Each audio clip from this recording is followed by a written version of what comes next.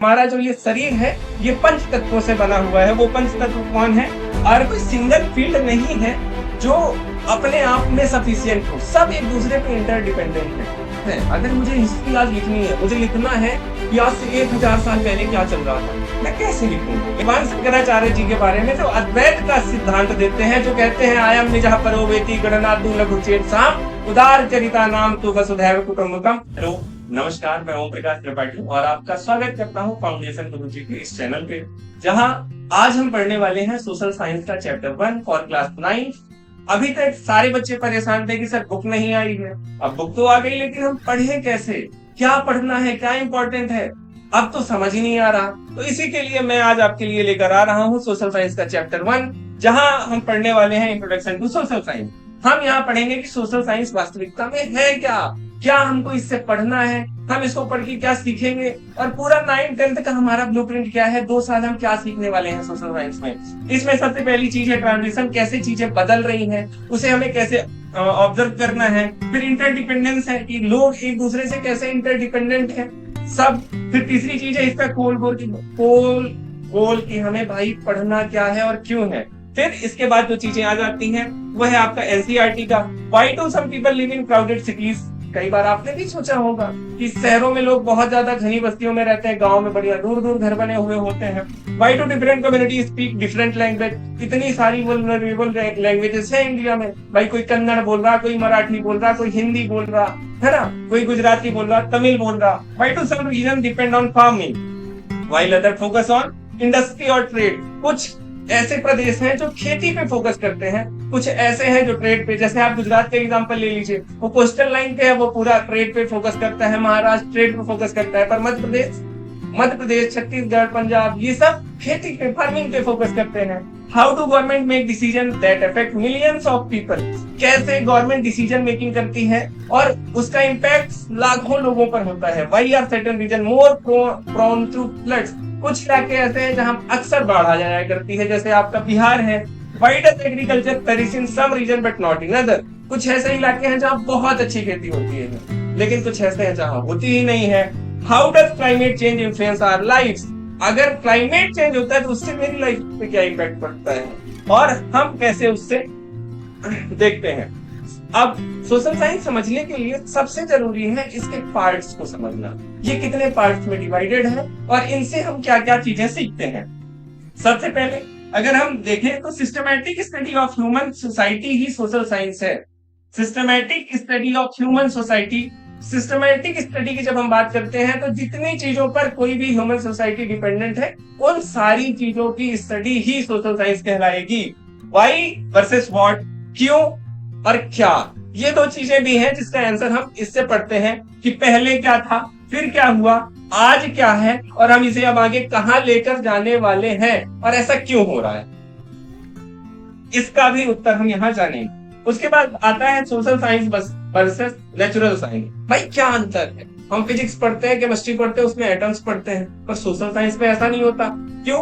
और social science में हम ह्यूमन सोसाइटी के बारे में क्या पढ़ते हैं। तो जब आप नेचुरल साइंस पढ़ते हो तो आप देखते हो कि नेचर का फॉर्मेशन कैसे हुआ।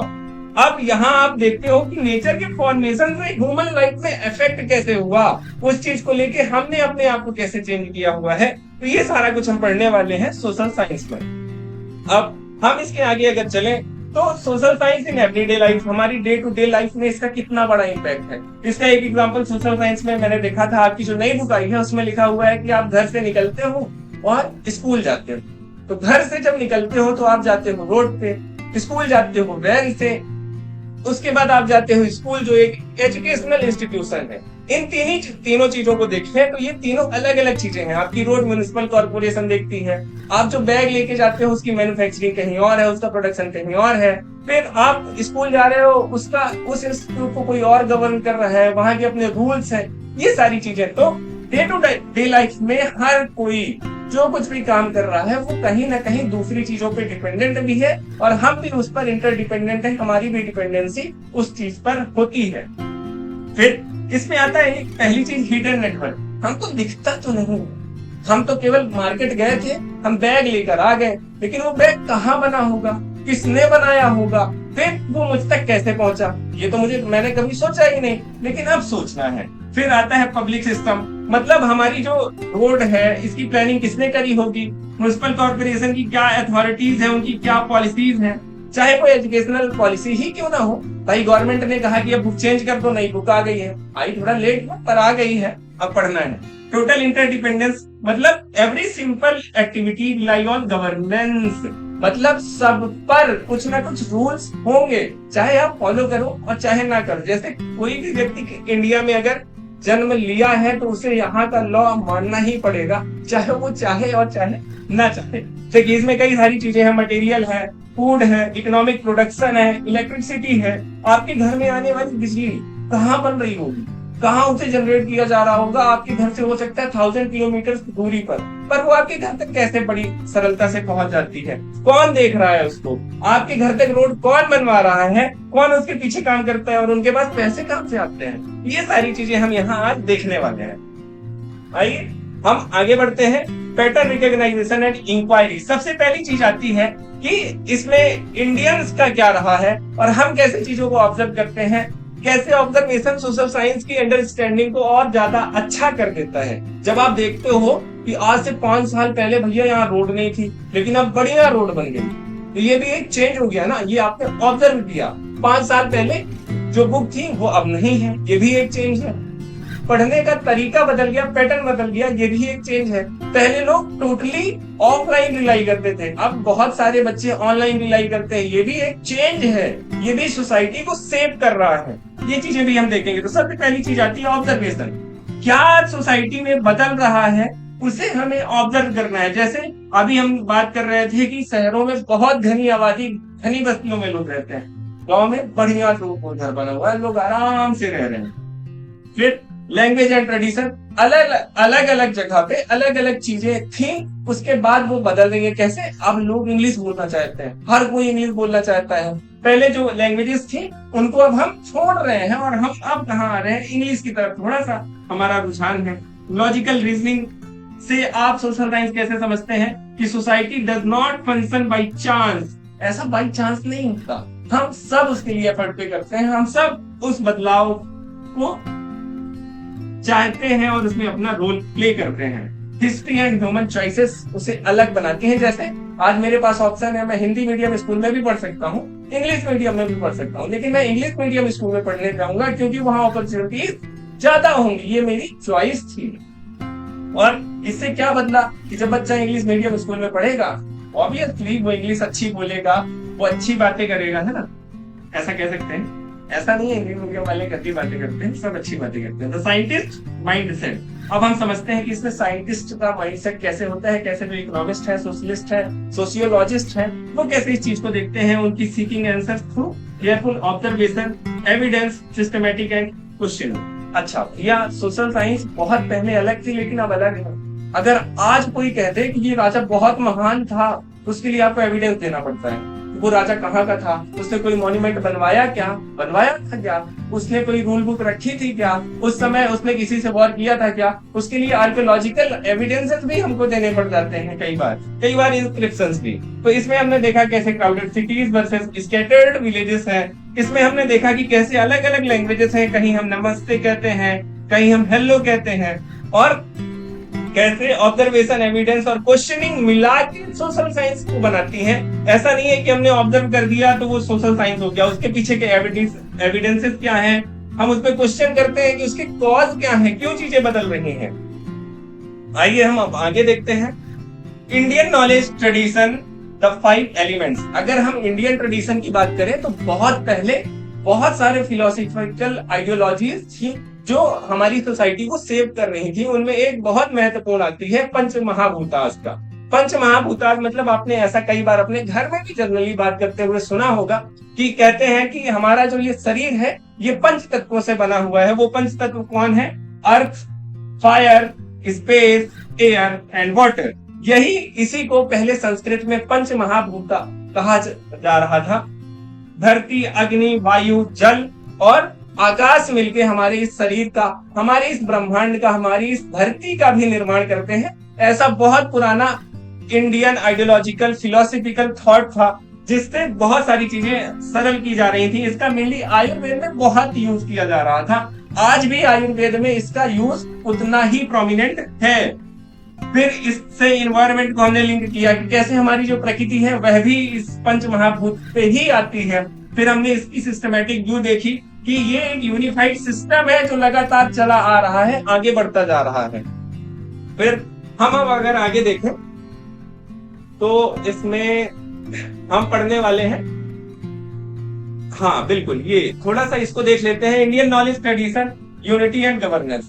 अगर हम इंडियन एस्पेक्ट पे देखें कि हमारे यहाँ यूनिटी और गवर्नेंस के क्या थॉट्स मिलते हैं उस समय पे, तो इसके लिए एक चीज आती है वसुधैव कुटुंबकम। अगर आपने इससे पहले सुना हुआ है, आई थिंक क्लास 7th में आपने पढ़ा हुआ होगा, भगवान शंकराचार्य जी के बारे में, जो अद्वैत का सिद्धांत देते हैं, जो कहते हैं आयम निजः परो वेति गणना तू लघु चेत साम उदार चरिता नाम तू वसुधैव कुटुंबकम। और वहां वो कहते हैं कि जो छोटी सोच वाले लोग होते हैं वो तेरा मेरा करते रहते हैं, जो उदार चरित्र के लोग हैं वो पूरे विश्व को अपना परिवार समझते हैं। और वहीं से ये आइडियोलॉजी निकल के आती है वसुधैव कुटुंबकम की, the philosophy that the world is one family, ये पूरा विश्व मेरा परिवार है, सब मेरे भाई बंधु हैं।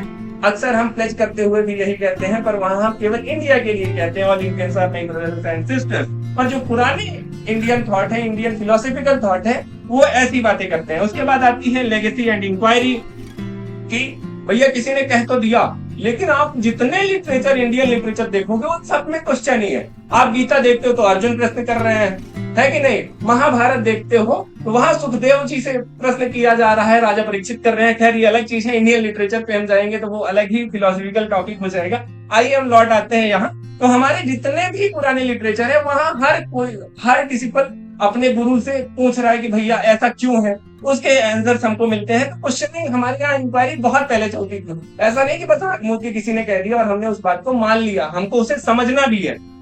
फिर पुराने एडमिनिस्ट्रेशन पे देखें तो अगर आपने सुना हो पाटलिपुत्र, पटना जहां आज है, वहां मगध एम्पायर हुआ करता था और वहां के बड़े अर्थशास्त्री हुए हैं कौटिल्य, जिनको कहा गया है, और उन्हें हम चाणक्य के नाम से भी जानते हैं। उन्होंने अपनी बुक लिखी है अर्थशास्त्र, आज से लगभग 2300 साल पहले, 2300 years from now.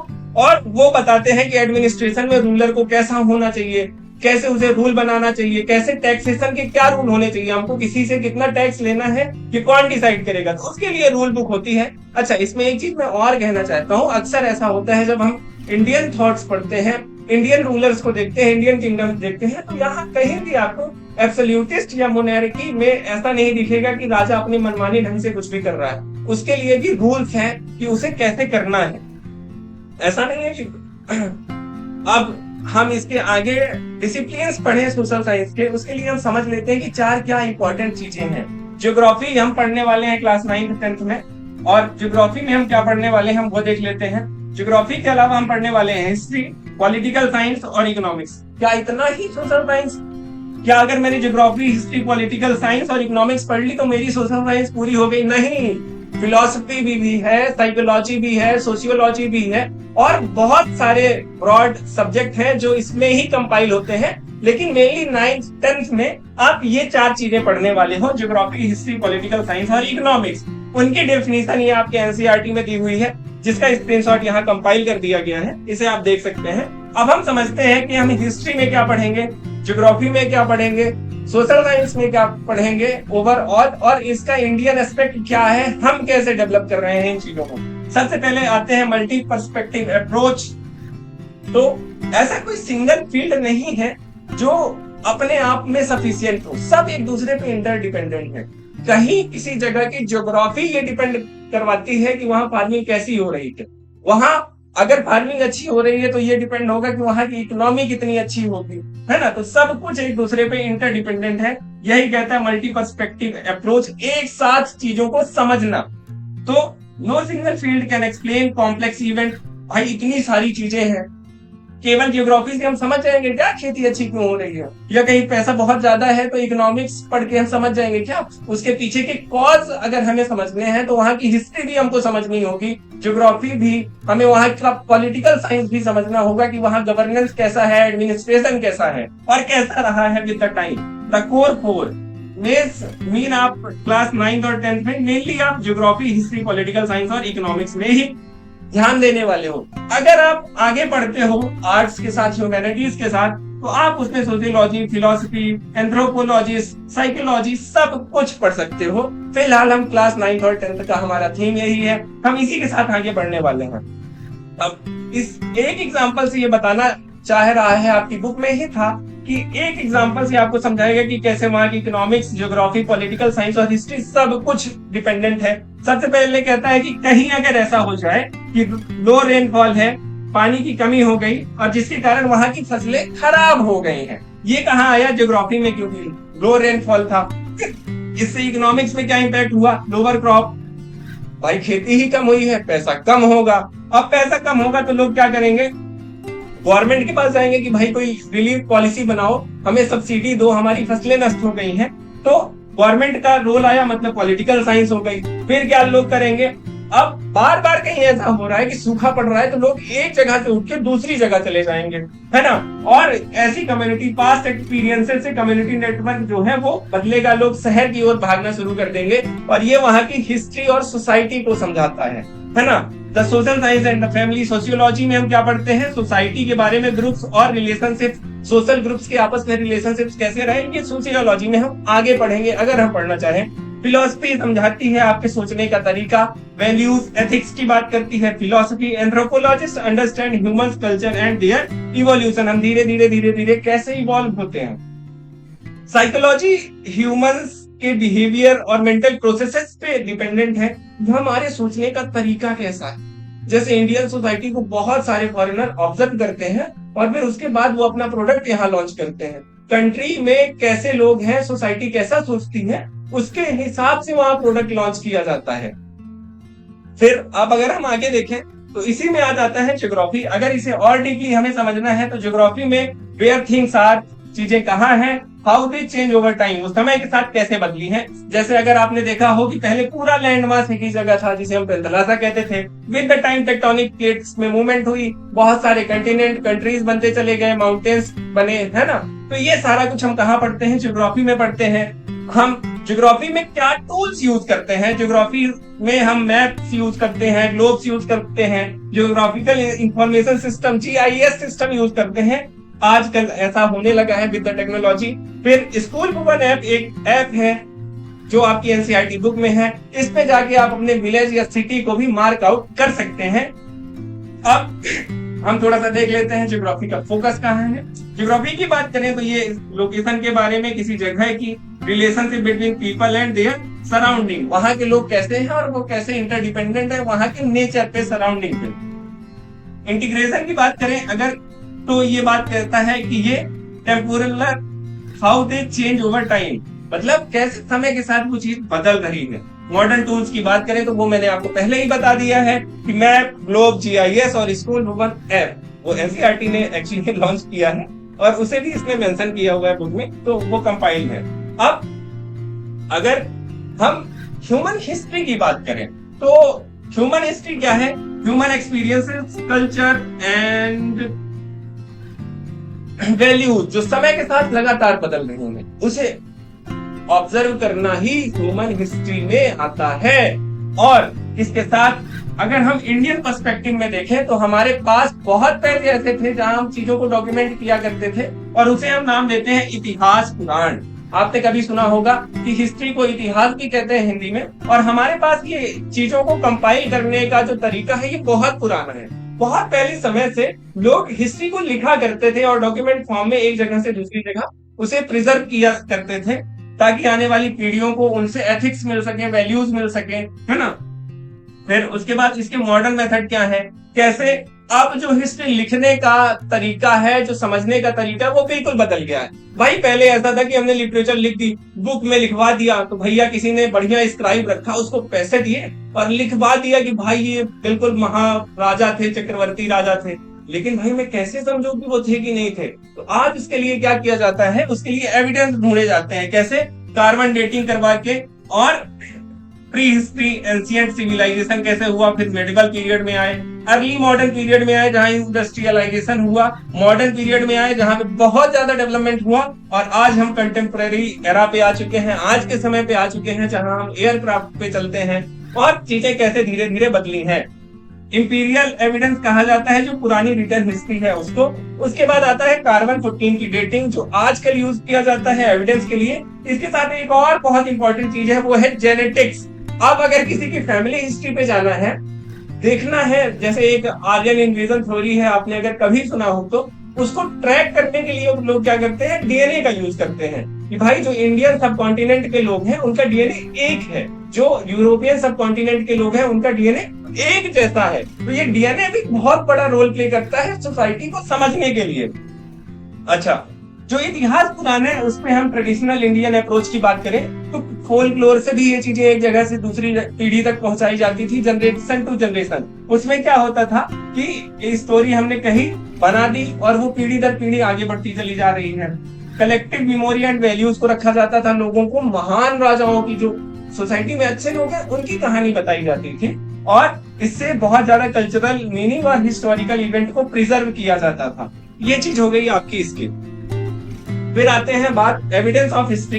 Evidence of history में अगर बात करें कि क्या सोर्सेस हैं, अगर मुझे हिस्ट्री आज लिखनी है, मुझे लिखना है कि आज से 1000 साल पहले क्या चल रहा था, मैं कैसे लिखूंगा, मेरे पास क्या एविडेंस है, मैं कैसे बात करूंगा। तो उसके लिए आर्कियोलॉजिकल सोर्स होते हैं। कहीं पे हमने खुदाई करी, जैसे आपने तक्षशिला देखा होगा, तक्षशिला नालंदा विश्वविद्यालय, उनके आसपास अभी आर्कियोलॉजिकल सर्वेस चलते हैं। अगर आपने देखा हो तो इजिप्ट में चीजें चल रही हैं, है ना, वहां भी काफी कुछ है। तो मॉन्यूमेंट सबसे पहले देखे जाते हैं, एग्जिबिटेड साइट्स कहीं पे, जैसे हड़प्पन सिविलाइजेशन या इंडस सरस्वती सिविलाइजेशन में भी ये चीजें हैं। फिर फिगरीन्स मिल जाती हैं वहां पे। टेराकोटा बुल मिल गया, मतलब टेराकोटा मतलब होता है मिट्टी से मिट्टी से बना के किसी चीज को अगर हमने पका दिया उसे हम टेराकोटा कहते हैं। चलिए अभी समझते हैं। या हम बात करने वाले हैं सोर्स ऑफ हिस्ट्री की। हमारे पास अगर हम हिस्ट्री पढ़ना चाहते हैं तो कितने सोर्स हैं, क्या क्या चीजें हैं जहां से हम हिस्ट्री को पढ़ सकते हैं। तो सबसे पहली चीज हो गई आर्कियोलॉजिकल सोर्स हो गया। उसके बाद लिटरेरी सोर्स, मतलब इतिहास, पुराण, रिटन डॉक्यूमेंटेड चीजें हैं कुछ, वहां से हम देख सकते हैं। फिर एपिग्राफिक चीजें देख सकते हैं कि उस समय किसी पत्थर में, कॉपर प्लेट में किसी ने कुछ इंस्क्राइब करवा दिया था। या तीसरी चीज होती है हिस्टोरिकल क्वाइंस, कि उस समय कैसी मुद्राएं उपयोग की जाती थी, कैसे क्वाइंस चलाए जाते थे। गुप्ता एम्पायर के अलग है, मौर्य एम्पायर के अलग है ना। तो ये सारी चीजें हैं जो हम समझते हैं, ये सब एविडेंस है। अच्छा, इनको क्रॉस चेक भी किया जाता है। भाई पहले ऐसा था कि केवल एक रिसोर्स है हमारे पास, जो लिख दिया उसी को मानना पड़ रहा है। अब क्या किया जाता है, अगर कहीं कुछ लिखा है तो उसके अगर 2 से 3 एविडेंस मिल जाए, मतलब वहां उस समय कुछ इंस्क्रिप्शन मिल जाए, कहीं कॉपर प्लेट में वहां के सिक्के मिल जाए, या कि वहां पे हम कोई खनन करे, खुदाई करे और वहां से एविडेंस मिल जाए, वो ज्यादा बेहतर होता है हिस्ट्री को समझने के लिए, समझाने के लिए। फिर आइए देखते हैं पावर एंड सिटीजनशिप, मतलब हम समझने वाले हैं मेनली पॉलिटिकल साइंस। इसमें इसका क्या रोल है, कैसे डिसीजन मेकिंग हमारी लाइफ को इम्पैक्ट करता है और कैसे चीजें चलती हैं। सबसे पहले कोर स्टडी समझ लेते हैं। पॉलिटिकल साइंस स्टडी गवर्नेंस, कहीं कोई भी एडमिनिस्ट्रेशन कैसे काम करता है, किसके पास कितनी पावर है और वो क्या क्या चीजें कर सकता है, इससे हम पे क्या इम्पैक्ट होने वाला है, ये सारी चीजें हम समझने वाले हैं यहाँ। फिर हम इसमें कॉन्स्टिट्यूशन पढ़ते हैं, कॉन्स्टिट्यूशन में चीजें कैसे चलने वाली हैं ये भी पढ़ते हैं, है ना। ये थोड़ा गड़बड़ हो गया, कोई दिक्कत नहीं है, आ जाइए। फिर इसमें गवर्नेंस, पावर, कॉन्स्टिट्यूशन और स्टेट इंस्टीट्यूशन। स्टेट इंस्टीट्यूशन मतलब एक राज्य में जो चीजें चलती हैं, जैसे पार्लियामेंट, एग्जीक्यूटिव, जुडिशियरी, ये सब। स्टेट मतलब होता है नेशन और स्टेट। जब आप हिस्ट्री पढ़ते हो तो वहां चीजें नेशन की तरह देखी जाती हैं। यहाँ जब आते हो आप उसे स्टेट की तरह देखते हो कि स्टेट के कितने इंस्टीट्यूशन है और उसे कैसे गवर्न कर रहे हैं। फिर इसमें तीसरी चीज है ग्रास रूट डेमोक्रेसी, जिसको कहते हैं पंचायती राज। बहुत पहले ऐसा था, जब शुरू में देश आजाद हुआ तो गांव के पास कोई अधिकार नहीं थे। बहुत बाद में लगातार डिमांड आने पे हमने पावर का डिस्ट्रीब्यूशन भी किया, और ये भी डेमोक्रेसी का एक बहुत इंपॉर्टेंट पिलर है कि हमने 3rd लेयर ऑफ डेमोक्रेसी बना दी इंडिया में, पंचायती राज व्यवस्था, और हमने गांव गांव के लोगों को अधिकार दे दिया, ऐसा। फिर इसमें active role, political science prepare citizens to understand their right responsibility in democratic society. मतलब कोई भी किसी के साथ कुछ नहीं कर सकता, उसको पता है, सबको अपने अधिकार पता होने चाहिए, और नहीं है तो हम कर सकते हैं। अंडरस्टैंडिंग राइट, हमारे क्या राइट है। फिर फंडामेंटल राइट्स की बात आ जाती है और फंडामेंटल ड्यूटीज की बात आ जाती है। फुलफिल रिस्पॉन्सिबिलिटी, हम सबको अपनी रिस्पॉन्सिबिलिटी, अकाउंटेबिलिटी लेनी होगी, हम सबको अपनी जिम्मेदारी उठानी होगी। पार्टिसिपेट एक्टिवली, और हम सब इसमें एक्टिवली पार्टिसिपेट करते हैं। कैसे? वोटिंग राइट से। हम सब अपनी गवर्नमेंट को खुद इलेक्ट करते हैं। ऐसा नहीं कोई गवर्नमेंट आई और उसने कहा कि नहीं भैया अब मैं तुम पे रूल करूंगा, ऐसा नहीं चलेगा भाई, हम खुद इलेक्ट करके बनाते हैं। फिर Indian political thought and ethics पे बात करें कि इसमें इंडियंस ने बहुत पहले से क्या देखा हुआ था, तो early political ideas were tied धर्म, मतलब सबका धर्म है। राज धर्म क्या होता है, ये कि राजा का धर्म क्या है, जो रूलर है उसकी क्या ड्यूटीज है, उसके क्या राइट्स है। इस पे हमने बहुत पहले से डॉक्यूमेंटेड हिस्ट्री है हमारे पास, और वहां पे ये रूल्स हुआ करते थे। फिर की टेक्स्ट कहाँ मिलता है? वेदांत में मिलता है, महाभारत में मिलता है, जो मैं आपको बता भी रहा था, और सुक्रांति में भी मिलता है। शुक्र नीति है एक्चुअली, सॉरी, ये शुक्र नीति पे भी मिलता है। ये बुक्स है, पुराने लिटरेचर है, इंडियन लिटरेचर है, जहाँ ये चीजें हमको एविडेंस की तरह मिलती हैं कि इंडियंस बहुत पहले से इन सब चीजों पे काम कर रहे थे, और उन्होंने पहले से ही बहुत अच्छे इंस्टीट्यूशन बनाए हुए थे जो बहुत ग्रास रूट पे चीजों को गवर्न कर रहे थे। Indian tradition power is viewed as responsibility to ensure public welfare rather than a privilege. बहुत, अगर कोई राजा है तो ये तो एक चीज है ही कि वो राजा है, दूसरी उसकी एक बड़ी जिम्मेदारी है कि जो उसकी जनता है उसकी देख रेख उसको करना है। एक्चुअली जो क्षत्रिय है, क्षत्रिय शब्द का मतलब ही यही होता है कि अपने छत्र छाया में जो पालन करता है।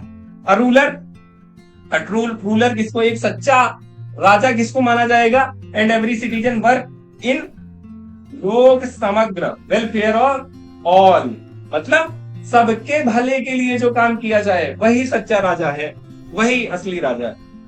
इकोनॉमिक्स पे हम क्या देखेंगे, इसकी अगर डेफिनेशन की बात करें तो the study of limited resource are used to meet human needs through production, exchange and distribution. मैंने इसकी तीन चीजें होती हैं। सबसे पहला होता है कंजप्शन, की लोगों में डिमांड है किसी चीज की, नहीं है। दूसरी चीज है प्रोडक्शन, कि अगर लोगों में डिमांड है तो क्या उसे कोई बना भी रहा है, और बना रहा है तो कहाँ बना रहा है। और तीसरी चीज आ जाती है डिस्ट्रीब्यूशन, भाई हमने बना तो दिया पर लोगों तक पहुंचाएंगे कैसे। तो ये इसके मेन तीन पिलर भी होते हैं। इसे अगर हम समझे कि कहीं फैक्ट्री में कोई चीज बनती है, फिर वो क्या होती है, शॉप्स में आती है और वहां पे ट्रेडिंग होती है, लोग खरीदते हैं और बेचते हैं, फिर बल्क में, होलसेल पे, फिर वो डिस्ट्रीब्यूशन पे चली जाती है छोटी छोटे वेंडर्स के पास, और फिर वहां से जाके हम परचेज कर लेते हैं और हम अपनी जरूरतों को पूरा करते हैं। जैसे एक एग्जांपल के लिए हम ले लें शूज।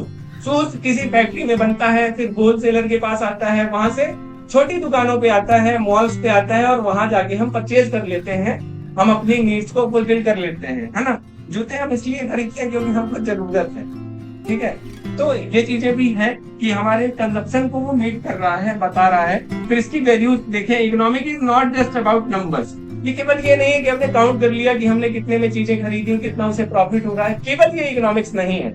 इकोनॉमिक्स इस चीज का ध्यान रखता है कि सबके पास है कि नहीं है, इक्विटी की बात करता है, जस्टिस की बात करता है, और फेयरनेस की बात करता है, न्याय की बात करता है कि भाई सब तक अधिकार बराबर पहुंचना चाहिए, किसी को ऐसा ना लगे कि मेरे पास कम है, मेरे पास ज्यादा है। फिर अब इसमें डिसीजन देखें तो हम कंज्यूमर हैं, हमारे पास अपने राइट हैं, प्रोड्यूसर्स के पास अपने राइट हैं। गवर्नमेंट इसमें बहुत ज्यादा तो नहीं पर थोड़ा रोल प्ले करती है कि किसी के पास कोई नुकसान ना हो या किसी कोई भी लॉ को ब्रेक ना करे, इससे ग्रोथ और एफिशिएंसी मेंटेन किया जा सके ताकि हम तेजी से आगे बढ़ पाए। अच्छा, यहाँ पे अभी हमने क्या देखा कि टाइम कैसे मैनेज करेंगे, लैंड एज रिसोर्स है, लेबर है, कैपिटल है और एंटरप्रेन्योरशिप है। अगर ये पांचों चीजें हमारे पास है तो हम एक प्रोडक्शन हब तैयार कर सकते हैं। ये सोर्सेस है या पिलर्स है इकोनॉमिक्स के, land, labour, capital, entrepreneurship and time consumption है। तो यहाँ से हम चीजों को शुरू कर सकते हैं। आइए अब हम समझते हैं आगे इंडियन इकोनॉमिक जर्नी कहां से रही है, कैसे चेंज हुई, अब हम कहां हैं। बहुत पहले अगर मैं बात करूं तो पूरी दुनिया की 1/3 इकोनॉमी इंडिया में थी।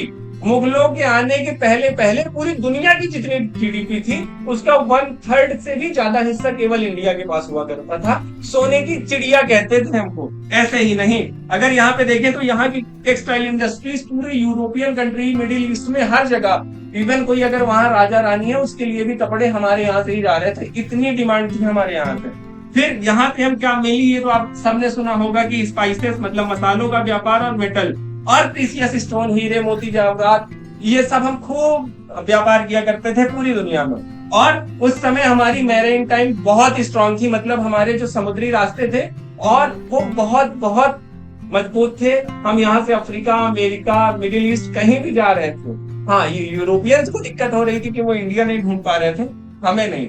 Strong urban centre and craft tradition, हमारे यहाँ कला में बहुत विशेष ध्यान दिया गया था। और बहुत पहले अगर आप देखो तो छोटे छोटे गाँव में बहुत सारे लोग ऐसा काम किया करते थे जो आर्ट एंड क्राफ्ट के अंडर आता है, और वो बहुत सुंदर सुंदर कलाकृतियां करते हैं। अभी भी अगर आप देखेंगे तो ये हम पेंटिंग्स में, ड्राइंग्स में, रंगोलीज में देख सकते हैं। अभी भी कुछ ट्रेडिशन, कुछ कल्चर में ये चीजें प्रिजर्व्ड है। बहुत सारी जगह तो डिमांड कह लीजिए या कह लीजिए कि पैसों के कारण उन्हें वो छोड़ के कुछ दूसरा ऑप्शन चुनना पड़ा। फिर इसमें कॉलोनियल इम्पैक्ट क्या हुआ, जब हमें ब्रिटिशर्स ने अपनी कॉलोनी बना ली तो हमारी जो जीडीपी थी, जिसे सोने की चिड़िया कहा जा रहा था, उसे उन्होंने पूरी तरह लूट लिया, हमें कर दिया कंगाल।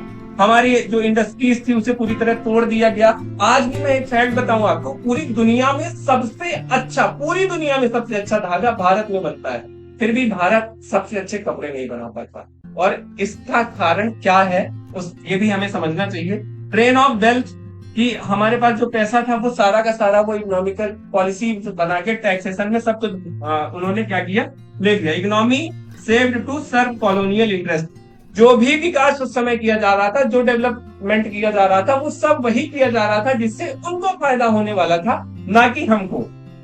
फिर wide spread poverty and unemployment, जब अंग्रेज भारत से गए तो हम भुखमरी की स्थिति में थे, और वास्तविकता में उसके बाद बहुत सारी जगह ऐसी घटनाएं हुई भी। हम एकदम गरीब स्थिति में थे, बेरोजगार थे, लोगों के पास काम नहीं था, पैसे नहीं थे, लोग भूखे मर रहे थे। उस स्थिति में हमको अंग्रेज छोड़ के गए, उस देश को जिसे सोने की चिड़िया कहा जा रहा था, वो अंग्रेजों के जाते जाते भूखा मरने लगा। और फिर वहां से हमने कैसे डेवलपमेंट किया, कैसे धीरे धीरे चीजें इवॉल्व हुई, और हम अपने आप को मजबूत करते हुए आगे बढ़ते चले गए। बिल्डिंग इंफ्रास्ट्रक्चर, हम देख रहे हैं कि लगातार रोडें बन रही हैं, सड़कें बन रही हैं, बिल्डिंग बन रही हैं, और ये सारी चीजें। अक्सर लोग ऐसा करते हैं कि भारत को अमेरिका से कंपैरिजन करने लगते हैं कि भाई अमेरिका इतना डेवलप्ड है, इतना वो है। भाई वो कब आजाद हो गया था, उसको कब किसी ने कॉलोनी बनाया था? और वास्तविकता में अमेरिका में अमेरिकन नहीं कहा, वहां तो यूरोपियंस ने ही जाके कब्जा कर लिया है नेटिव अमेरिकन को मार के। तो उनका हमारा कैसा कंपैरिजन? अभी हम 75 साल हुआ है हमको आजाद हुए, हमको आप कॉम्पिटिट करवाने लगते हो जो 200 साल पहले आजाद हो गया था, जो कभी कॉलोनी बना ही नहीं। इन्वेस्टिंग इन एजुकेशन, मतलब अब हमारी गवर्नमेंट इस चीज पे ध्यान दे रही है कि स्किल डेवलपमेंट की जाए। इसकी बहुत सारी पॉलिसीज भी गवर्नमेंट बनाती है ताकि लोगों को एम्पावर किया जा सके, लोग अपने पांव पे खड़े हो सके। Inclusive growth, ensuring development reaches all society section of society, मतलब ऐसा नहीं है कि किसी एक के लिए ही ये चीजें की जा रही हैं, सबके लिए ऐसी चीजें की जा रही हैं कि सब तक ये चीजें पहुंचे, है ना। तो ये भी हम देख रहे हैं कि जो पर्सपेक्टिव है गवर्नमेंट का वो बदल रहा है। अब अगर हम बात करें फ्यूचर ऑफ सोशल साइंस की, तो इसका फ्यूचर क्या है? एक्चुअली सोशल साइंस पढ़ने के बाद हम रियलाइज कर पाते हैं कि हो क्या रहा है, उसके एविडेंस क्या है, हम यहाँ क्यों हैं, कैसे पहुंचे हैं, इससे पहले यहाँ क्या रहा होगा। तो इसके लिए बहुत जरूरी है कि हम टाइम को कनेक्ट कर पाते हैं कि पहले क्या था, आज क्या है, और पास्ट और प्रेजेंट पे क्या है, और इसे हम कैसे आगे लेके जा सकते हैं। फिर मॉडर्न चैलेंज क्या है? Climate change. अच्छा, सस्टेनेबल ग्रोथ हो, इसके लिए भी सोशल साइंस जरूरी है। भाई सस्टेनेबल ग्रोथ मतलब हमारे सोसाइटी के हर सेक्शन तक पैसा पहुंचे, लोगों के पास एम्पावरमेंट हो, लोगों के पास रोजगार हो। सोशल हार्मनी मतलब हम सब एक हैं, इसकी भावना जब हम पढ़ते हैं। देखो होता क्या है कि जो बंदा राजस्थान में है, अगर वो केवल अपना हिस्ट्री पढ़ेगा तो उसे लगेगा कि भाई राजस्थानी कितनी महान थे। वास्तविकता में थे भी कि उन्होंने कई सारे युद्ध लड़े, लेकिन वो अपने आप में ही रह जाएगा। लेकिन जब हम पूरे देश की हिस्ट्री पढ़ते हैं तो हम पढ़ते हैं कि भाई कोई पीछे नहीं रहा। भाई अहोम्स ने भी खूब लड़ा जम के मुगलों से। मध्य प्रदेश में गोंडवाना में यहाँ भी रहने वाले लोगों ने बढ़िया लड़ाई मोल ली है ना, झांसी की रानी ने। तो देश के हर कोने को जब हम पढ़ते हैं ना, तो हम समझते हैं कि हर व्यक्ति ने काम किया हुआ है सोसाइटी के डेवलपमेंट के लिए, हमें यहाँ तक पहुंचाने के लिए। तो हम सब एक दूसरे की रिस्पेक्ट करते हैं, हम सबको लगता है कि भाई हाँ, हम सब मिल बांट के हिस्सेदारी करते हैं इस चीज के लिए। हम सबका रोल ठीक ठाक रहा है यहाँ तक पहुंचने के लिए। अब सस्टेनेबल डेवलपमेंट मतलब balancing growth with environment and wellbeing. भाई ऐसा ना हो ग्रोथ की होड़ में इतना आगे बढ़ जाए कि हम सारे पेड़ ही खत्म कर दें, सारी नेचर ही खत्म कर दें। ऐसा अभी थोड़ा हो रहा है, कम हो रहा है, पर हो तो रहा ही है। फिर हमारा फाइनल गोल क्या है, सोशल साइंस हमको क्यों पढ़नी है, और ये सब पढ़ने के बाद हम कहाँ पहुंचने वाले हैं, हमें किस ओर बढ़ना है, ये हम समझते हैं। तो ये कहता है to grow into informed, thoughtful and responsible citizen. हम जिम्मेदार, अकाउंटेबल, रिस्पॉन्सिबल सिटीजन बने, इसके लिए हमें पढ़ना है। और एक यूनिफाइड वर्ल्ड हो, मतलब हम सबको अपना मान सके, इसलिए हम सोशल साइंस पढ़ते हैं। मतलब हमारे पास इंफॉर्मेशन होगी, इंफॉर्मेशन से हम थॉट डेवलप करेंगे, और थॉट डेवलप करने पे हम हो जाएंगे रिस्पॉन्सिबल, हम बनेंगे एक्टिव सिटीजन, और हम निर्माण करेंगे यूनिफाइड वर्ल्ड का। ये वास्तविकता में इसकी थीम है कि हमें सोशल साइंस पढ़नी है।